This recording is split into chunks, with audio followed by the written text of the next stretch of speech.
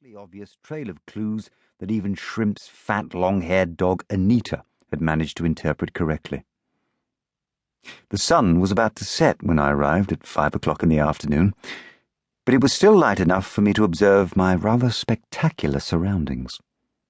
As I stood in front of Lady Playford's grand Palladian mansion on the banks of the Argadine River in Clonakilty, with formal gardens behind me, fields to the left, and what looked like the edge of a forest on my right, I was aware of endless space, the uninterrupted blues and greens of the natural world. I had known before setting off from London that the Lily Oak estate was 800 acres, but it was only now that I understood what that meant.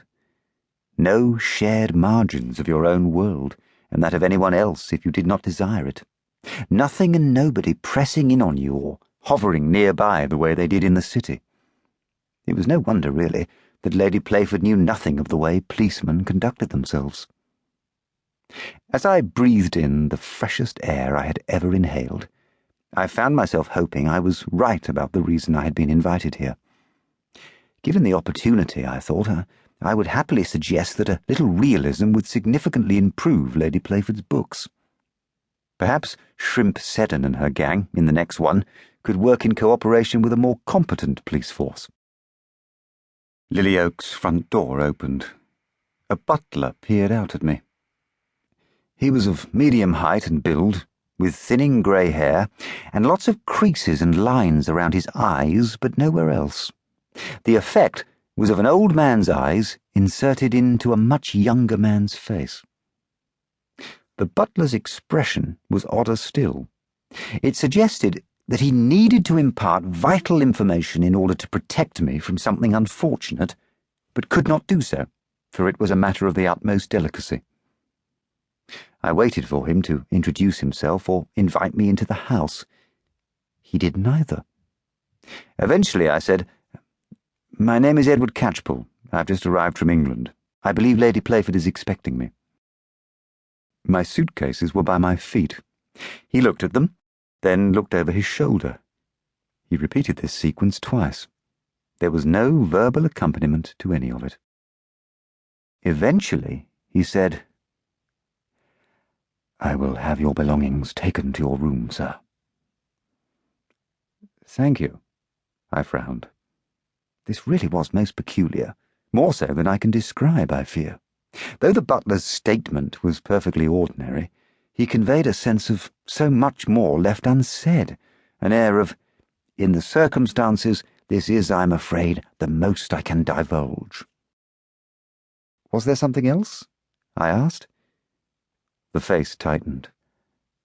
"Another of Lady Playford's guests awaits you in the drawing-room, sir." "Another?" I had assumed I was to be the only one. My question appeared to repel him. I failed to see the point of contention and was considering allowing my impatience to show when I heard a door opening inside the house and a voice I recognized.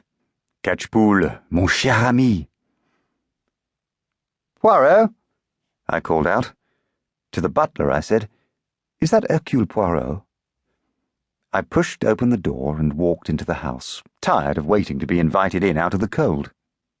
I saw an elaborately tiled floor of the sort you might see in a palace, a grand wooden staircase, too many doors and corridors for a newcomer to take in, a grandfather clock, the mounted head of a deer on one wall. The poor creature looked as if it was smiling, and I smiled back at it. Despite being dead and detached from its body, the deer's head was more welcoming than the butler. "Catchpool!" Again came the voice. "Look here, is Hercule Poirot in this house?" I asked more insistently. This time the butler replied with a reluctant nod, and moments later the Belgian moved into view at a pace that, for him, was fast. I could not help chuckling at the egg-shaped head and the shiny shoes, both so familiar, and, of course, the unmistakable moustaches. "Catchpool! What a pleasure to find you here, too." "I was about to say the same to you. Was it you by any chance wanting to see me in the drawing-room?" Yes, it was I."